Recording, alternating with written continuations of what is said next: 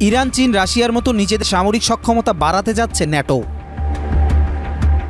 সামরিক সক্ষমতা বাড়াচ্ছে ইরান, রাশিয়া, চীন আর উত্তর কোরিয়া। এর মধ্যে সমরাস্ত্র আর সেনা সক্ষমতা বাড়ানোর প্রস্তুতি নিতে শুরু করেছে ন্যাটোভুক্ত অনেক দেশ। এসব দেখে ন্যাটো প্রধানও মনে করছেন নিজেদের মধ্যে দ্বন্দ্ব না বাড়িয়ে ন্যাটোর উচিত সামরিক সক্ষমতা বাড়ানো। প্রয়োজনে রাশিয়ার ভাষায় শিখে ফেলতে হবে বলছেন তিনি।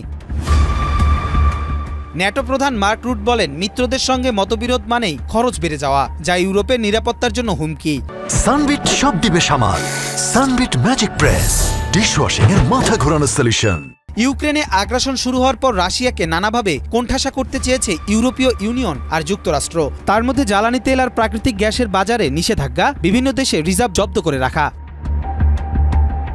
ট্রাম্প ক্ষমতায় আসার আগেই রুশ জ্বালানি খাতে মার্কিন নিষেধাজ্ঞায় আরও বিপাকে পড়েছে ইউরোপ। বিশ্ববাজারে ঊর্ধ্বমুখী জ্বালানি তেলের দাম যদিও হোয়াইট হাউস তা অস্বীকার করে বলছে গেল কয়েক বছরের মধ্যে এখনও জ্বালানির দর স্থিতিশীল। সম্প্রতি নবনির্বাচিত মার্কিন প্রেসিডেন্ট ডোনাল্ড ট্রাম্প জানান, চলমান বৈশ্বিক প্রেক্ষাপটে ন্যাটোর প্রতিটি সদস্য রাষ্ট্রকে সামরিক খাতে ৫% ব্যয় বাড়াতে হবে, যদিও এর ধারে কাছে নেই কোনো দেশ।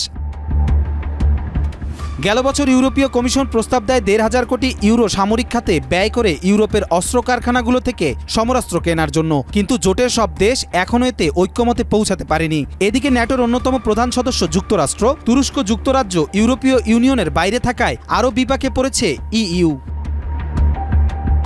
এদিকে যুদ্ধক্ষেত্রে রাশিয়ার হয়ে উত্তর কোরিয়ার সেনারা লড়ছে কুরস্কে। এই ঘটনা নিয়ে রাশিয়া ইউক্রেন পাল্টাপাল্টি অভিযোগের শেষ নেই। এবার দক্ষিণ কোরিয়া আনুষ্ঠানিকভাবে জানিয়েছে, ইউক্রেনে যুদ্ধ করতে গিয়ে উত্তর কোরিয়ার ৩,০০০ সেনা সদস্য হতাহত হয়েছেন। এর মধ্যে অন্তত ৩০০ সেনার প্রাণ গেছে। সিউল বলছে, উত্তর কোরিয়ার সেনাদের নির্দেশ দেয়া আছে ধরা পড়ার আগেই যেন তারা আত্মহত্যা করে।